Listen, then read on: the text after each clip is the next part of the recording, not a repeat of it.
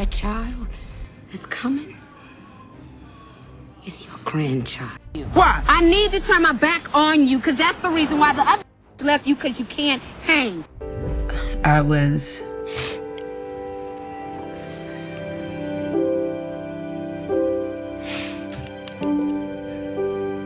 safe.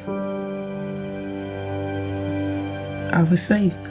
And I just want to be on the side of the healing. So I'm looking forward to healing in 2021. And I'm looking forward to people feeling the same way. At 54 years old, Regina King has finally confirmed what so many of her fans had feared for years, that behind the awards, the smiles, and the powerful performances, her life has been scarred by unimaginable grief, betrayal, and constant public battles. I feel powerless. I've never felt, so much before. How did a woman who once symbolized resilience and strength become someone who openly admits she's still standing, but barely? Grief is a journey, I understand that grief is love that has no place to go. How did private betrayals, public scrutiny, and Hollywood's coldness almost destroy one of the brightest talents of her generation? And more chillingly, after the devastating loss of her only son, how is Regina finding the strength to survive it all? He didn't want to be here anymore, and that's a hard thing for other people to receive because they did not live our experience. This isn't just another story of fame. This is a story of unimaginable pain, hidden for far too long.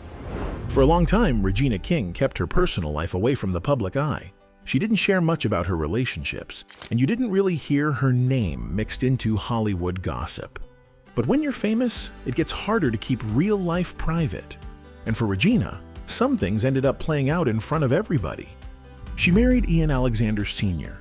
during the early days of her career, and for a while, things seemed good.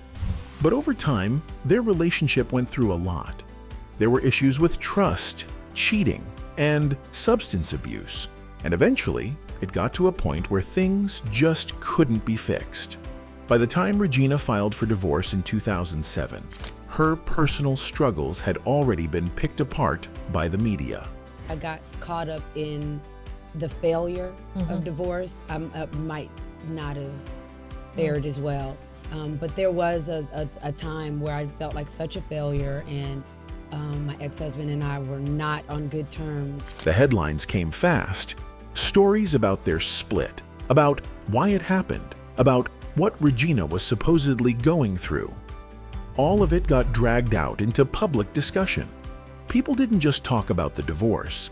They started talking about Regina herself, making assumptions about her life and career like they knew her personally. At the same time, she was raising her son, Ian Jr., and trying to keep her career moving. That meant auditions, filming schedules, press events, all while dealing with the emotional weight of what she was going through at home. Being a single mom is already tough. Doing it under a microscope made it even harder. Every time she showed up on a red carpet or did an interview, people weren't just asking about her work anymore. They were looking for signs of how she was really doing, even if she didn't want to talk about it. Regina handled it with a lot of grace, but it wasn't easy. She never really let the public see how heavy it all was. She kept pushing forward, working, showing up, doing what she had to do. But the truth is, going through heartbreak and raising a son on her own while being judged by the world couldn't have been something you just brush off.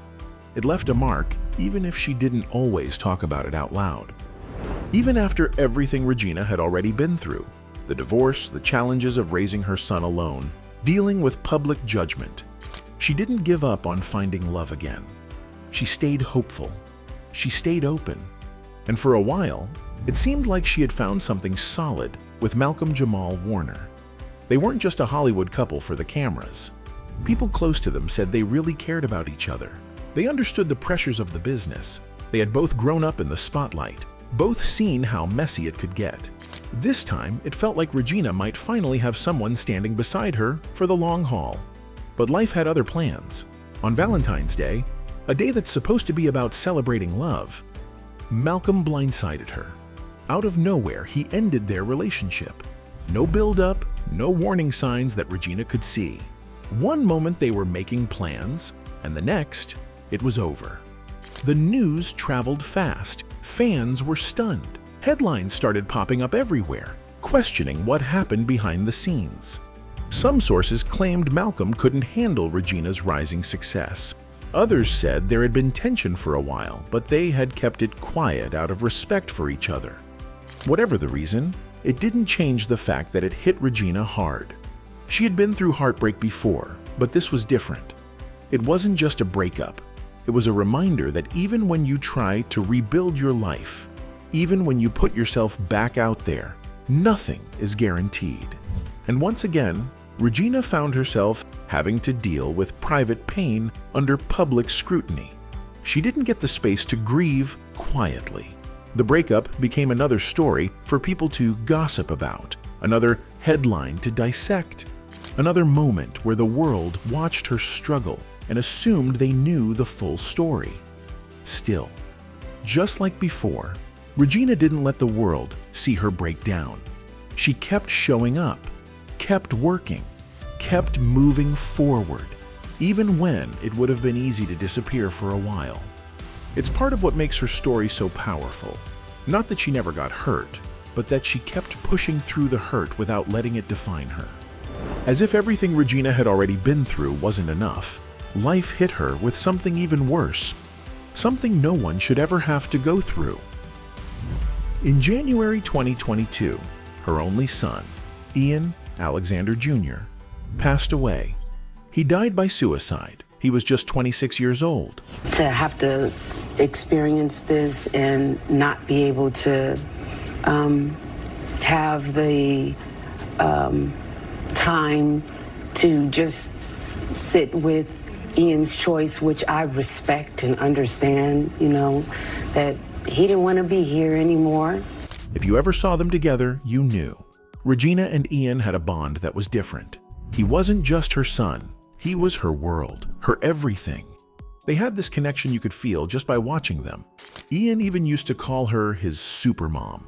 You could tell he meant it too. They laughed together at red carpet events, showed up with matching tattoos, always backing each other up no matter what.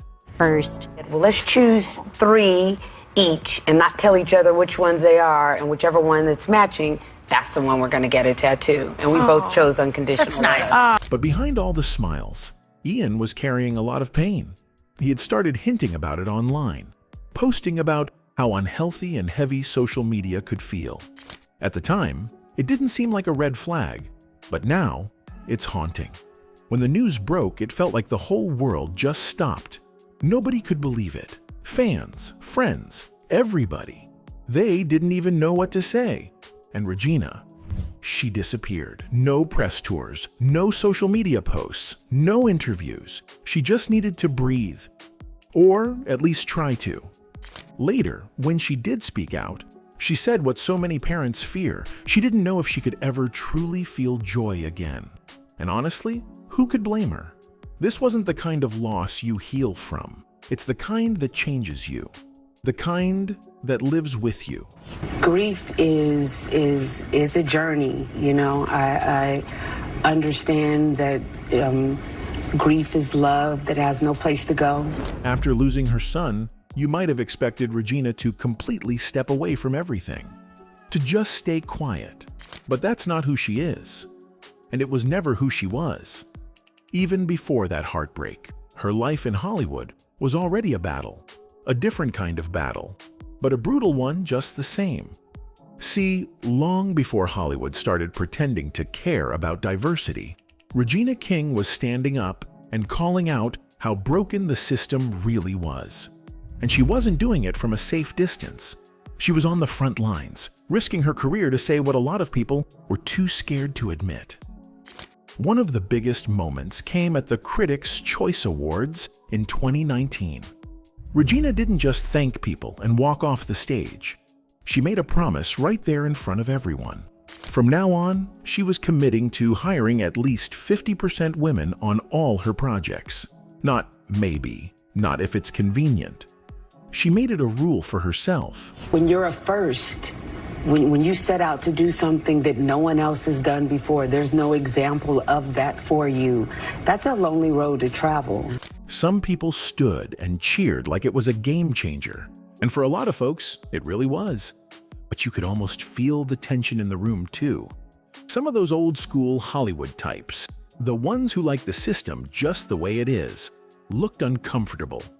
Later, the criticism came fast. People called her unrealistic, said it was bad for business, even accused her of trying to force diversity where it didn't belong. It didn't stop there. Anytime Regina spoke out about the industry's racism, whether it was about how award shows overlooked black talent or about the microaggressions black women face daily, you could see the pushback building. It wasn't always loud. Sometimes it was subtle, opportunities drying up, being labeled difficult, the quiet shutting of doors. But even with all that, Regina never watered herself down, never apologized for being real. She kept showing up, speaking up, and putting her money where her mouth was, producing, directing, creating space for stories that Hollywood never wanted to tell. And honestly, that kind of fight, that resilience, didn't just come from fame. It came from surviving loss, heartbreak, and disappointment, and still choosing to keep going anyway. But even after everything Regina had achieved, the awards, the history-making roles, the groundbreaking projects, she still had to face the more quiet, but just as damaging, side of racism in Hollywood. It wasn't always about being excluded from major movies or being overlooked at award shows. Sometimes the bias showed up in moments that felt almost casual but cut just as deep. One of the clearest examples happened during an old interview that resurfaced years later. In a clip from 2017, Garner asked an inappropriate question regarding Regina King's ancestry. The two appeared on Chelsea Handler's dinner party, My American Experience, and King opened the discussion by talking about being a Los Angeles native. King shared, "I grew up here in LA, born and bred. One of the few people that are born and bred in LA. It's, I think, a very cool thing, and I kind of wear it on my chest very proudly. Because so many people say, oh, Louisiana is this and LA is that. And I'm like, well, you're not from LA, so you don't really know it." Garner interjected to ask, But do you know where your ancestors are from? Well, yeah, we're part of the Triangle Slave Trade. And from Sierra Leone, Liberia, and Senegal. But my parents are both from the South, met each other here. On the surface, it might have seemed like a harmless curiosity, but when you really listened to it, and especially when you saw Regina's expression in that moment, it became obvious how loaded that word was.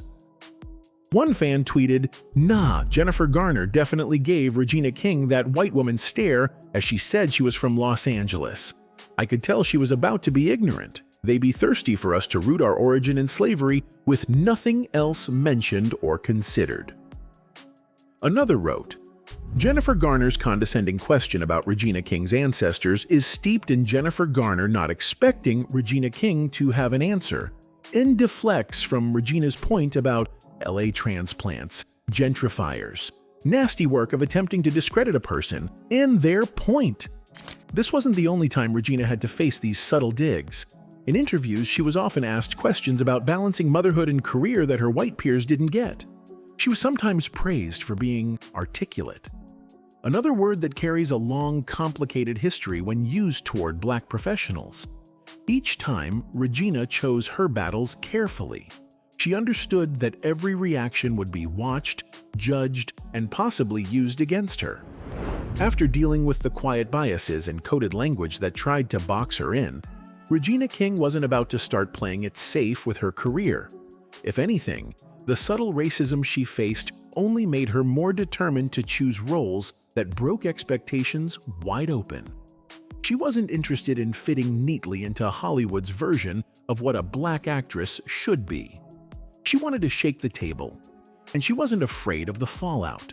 One of her boldest moves came when she signed on to voice both Huey and Riley Freeman in The Boondocks, a satirical animated series that didn't hold anything back.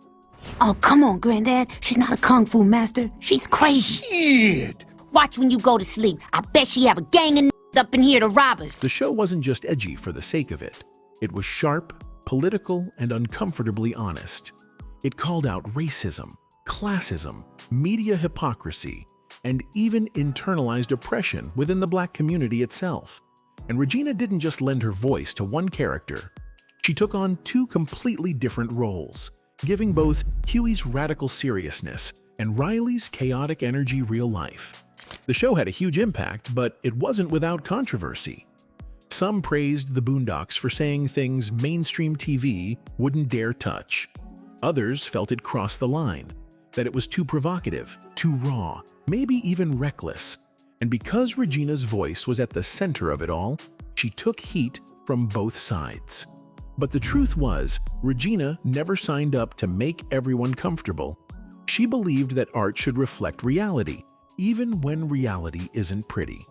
She understood that satire was supposed to make people squirm a little. It was supposed to force conversations that polite society usually avoided. Her willingness to dive into messy, complicated work didn't stop with The Boondocks.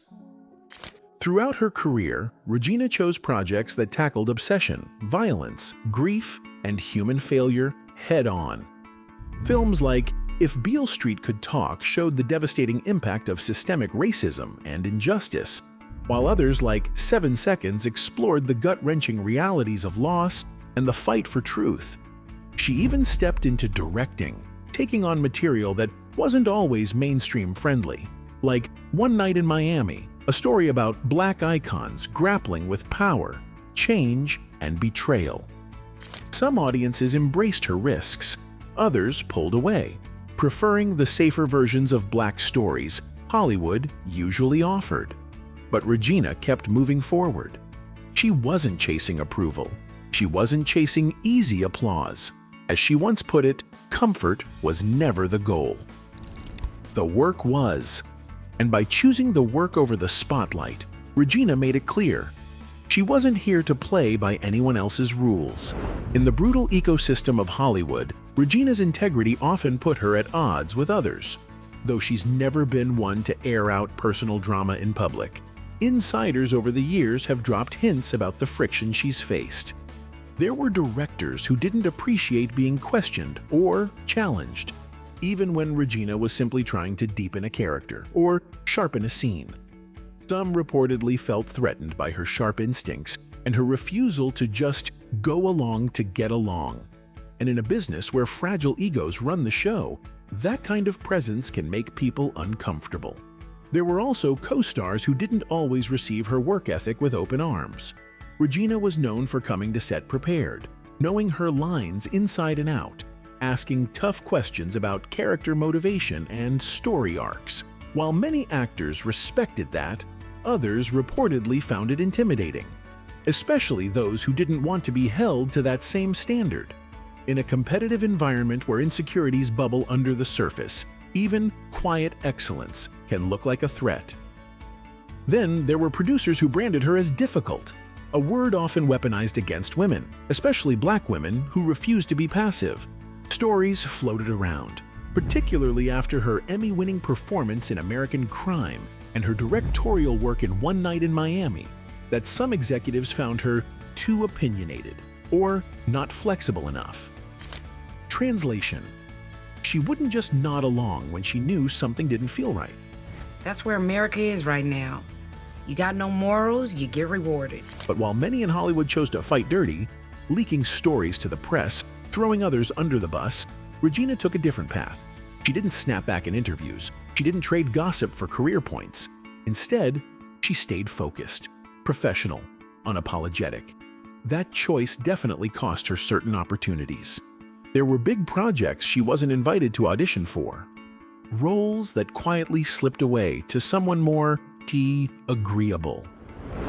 Coming off a career built on fierce independence and tough choices, Regina King's greatest challenge wasn't a Hollywood feud or a risky role. It was balancing the relentless demands of fame with the even greater demands of single motherhood. While some actors could afford to chase every opportunity across the globe, Regina had a different set of priorities. She was determined to be present for her son, Ian. That meant turning down career-defining roles because the filming schedule would have pulled her away for months. It meant memorizing scripts at the kitchen table after hours spent helping with science projects and college applications. Fame didn't buy her a pass from the everyday sacrifices real parenting demands. It just meant she had to carry it all under the weight of a spotlight. SFX Regina King, speaking about balancing motherhood and acting. Even when the pressures mounted, she never framed herself as a victim. She never asked for sympathy. She simply handled it. Because that's what needed to be done. As Ian grew, so did the bond between them. He wasn't just the reason she worked so hard. He became her biggest supporter. Sitting proudly beside her at award shows, cheering from the crowd during every acceptance speech, Ian was proof that Regina's sacrifices hadn't been in vain. Their connection was rare, built on mutual respect, deep love, and an understanding forged away from flashing cameras. Which is why, when Ian passed away, it wasn't just grief that swept over Regina. It was the shattering of a life they had built together. Today, Regina King moves through life forever altered by grief. But she moves forward nonetheless. At 54 years old, she's no longer interested in hiding the hard parts of her story. She's embracing them. She's speaking her truth. And in doing so, Regina King is showing the world that even the deepest wounds can become marks of survival, not shame. Because for Regina King, the fight isn't over. It's just entering a new chapter. Anyway, that's it for this video, folks. Bye.